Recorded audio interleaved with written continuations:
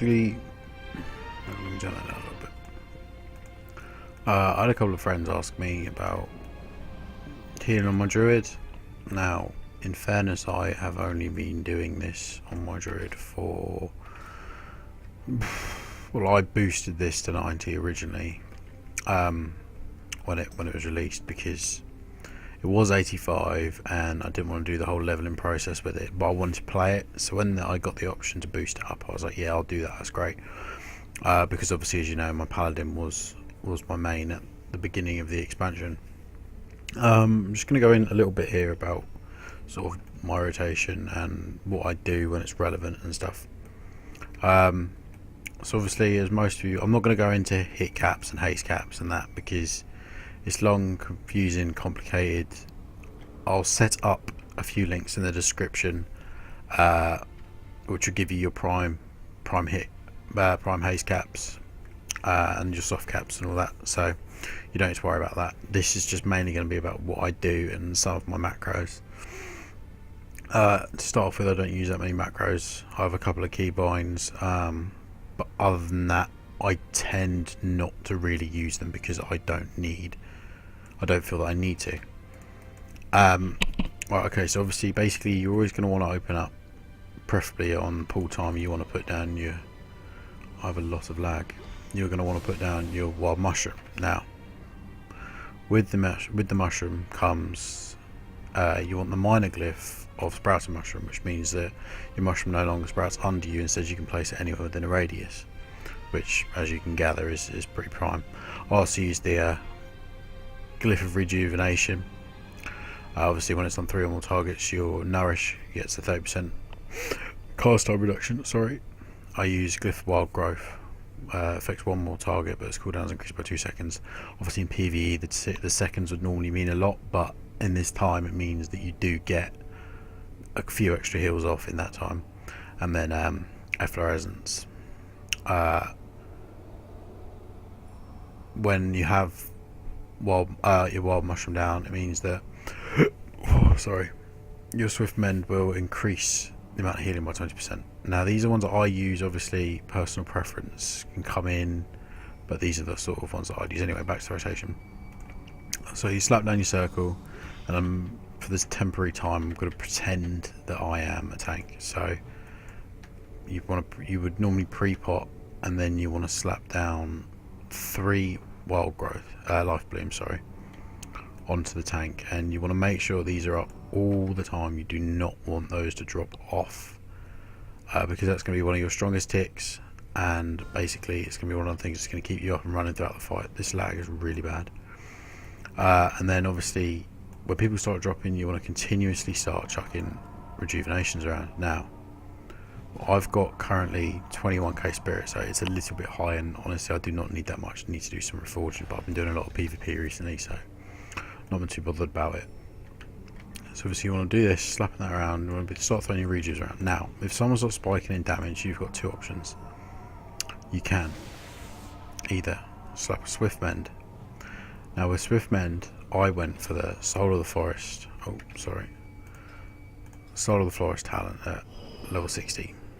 Now, when in restoration, it gives you 100% extra haste for the next time when you cast swift mend. Now, 100% haste is going to become a huge help, and I'll tell you why in a minute. Look at my other ones. Displace the beasts. These top ones don't really matter. I wouldn't use wild charge, but displace beast or feline swiftness are really up to you. I use displace beast obviously to get out of shit that I shouldn't be standing in and all that. Second tier, I go with Ysera's gift because it heals me as a passive of 5% of my health every 5 seconds, so you can't really complain.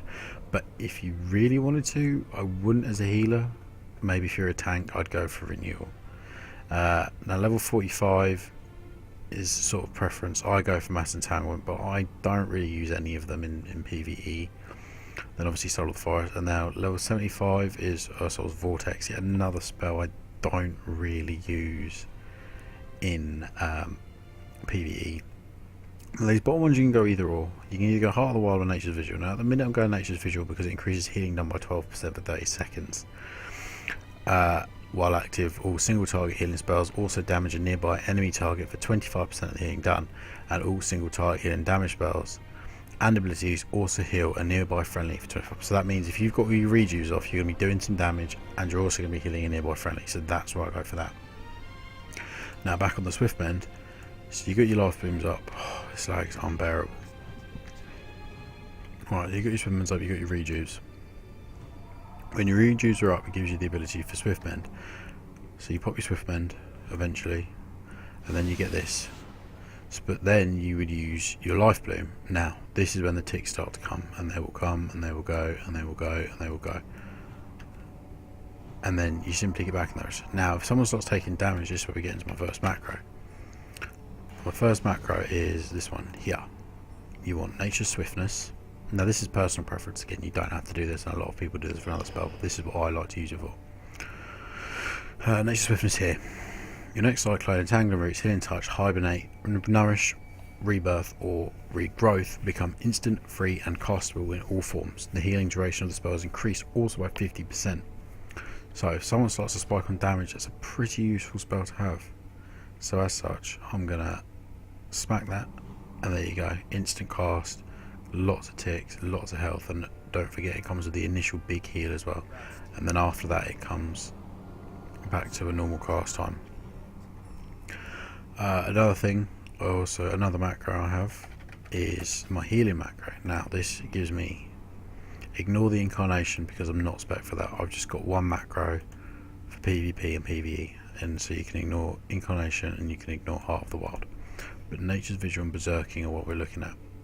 Now Berserking is obviously the troll racial, so not all of you will have it, therefore it may not be a benefit for you. But Berserking gives you a 20% haste increase, which obviously is pretty good, especially when you're a druid and all that haste is gonna add up. Right, now also what we're going to look at is Nature's Vigil, obviously, which is the 12%. So when you've got all your other ticks up, and then you get that off, and then you can pop your healing.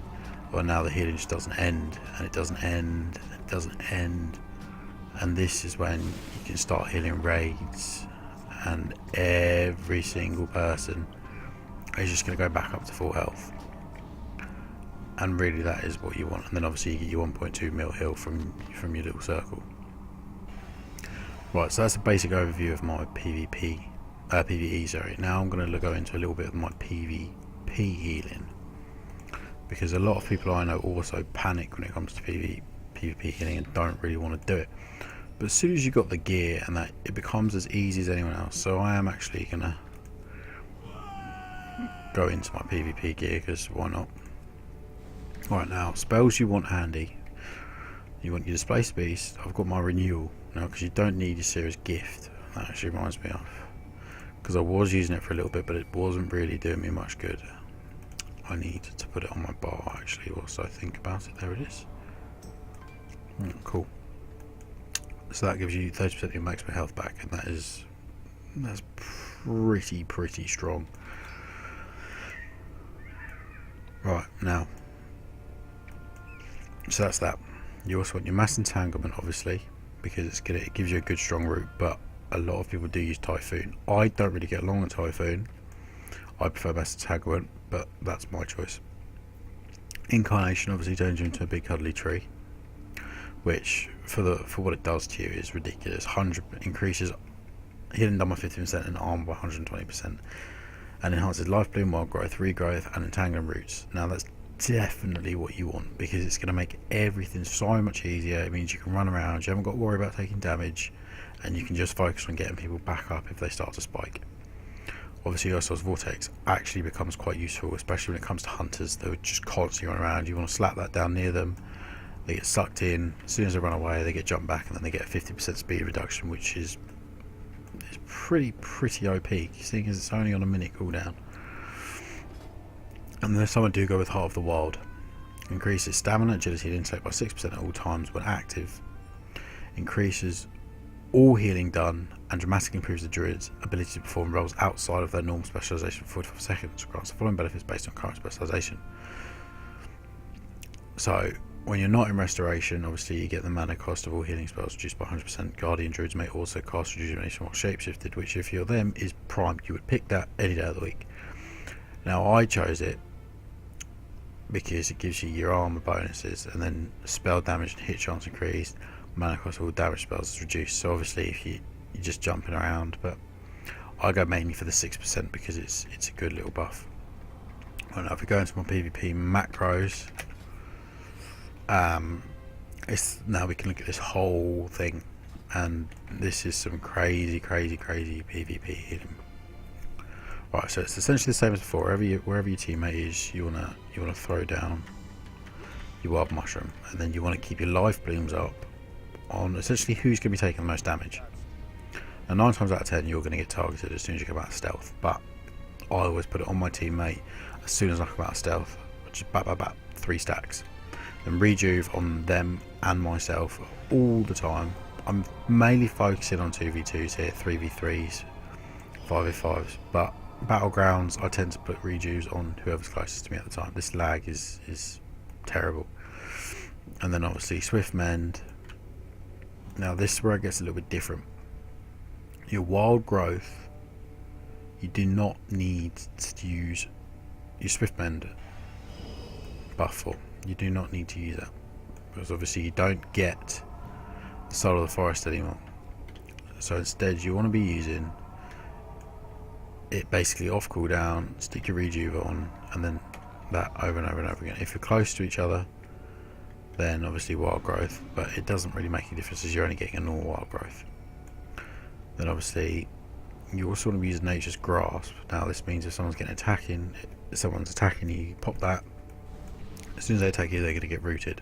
Now sometimes people go a little bit try hard and they will trinket out of it, and if they want to do that, that's fine, let them get on with it. I don't really care, because this is where Displaced Beast comes in handy. It just means that you're going to be able to get away and you're not going to have to worry about anything, because it's got a small little cooldown, and it means you're just going to be able to jump around and get away from things as much as you can.